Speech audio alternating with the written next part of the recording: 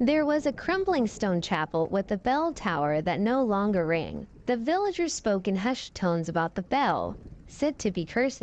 It had once been used to summon help during an invasion centuries ago. The story claimed that the villagers rang it till late help never came, and their screams echoed louder than the bell's toll. One cold winter night, a traveler named Ivar arrived in the village seeking shelter. He was warned by the innkeeper not to go near the chapel, but curiosity burned brighter than the warnings. That night, while the village slept, Ivar crept out into the snow. The chapel stood silent under the moonlight, its stone walls frosted with ice. The air grew unnaturally still as he stepped inside. Dust hung thick in the air, and broken pews littered the floor. The bell tower loomed above, its rope swaying slightly, though there was no breeze. Ivar climbed the narrow stairs, each step grunting under his weight. When he reached the top, he found the bell large and tarnished, with strange symbols carved into its surface. A dark urge overtook him. He pulled the rope, and the bell let out a low,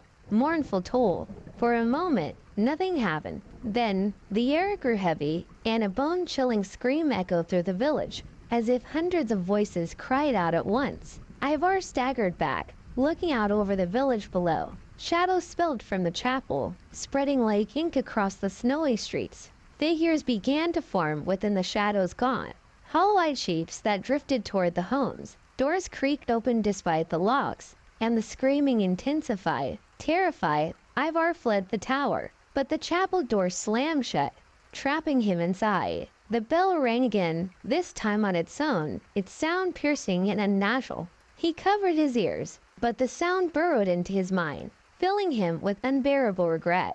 By morning, the village was empty, its streets silent, and the homes abandoned. Ivar was never seen again. But on quiet winter nights, travelers passing by claimed to hear the faint toll of a bell, followed by whispers carried on the wind, warning them to stay away.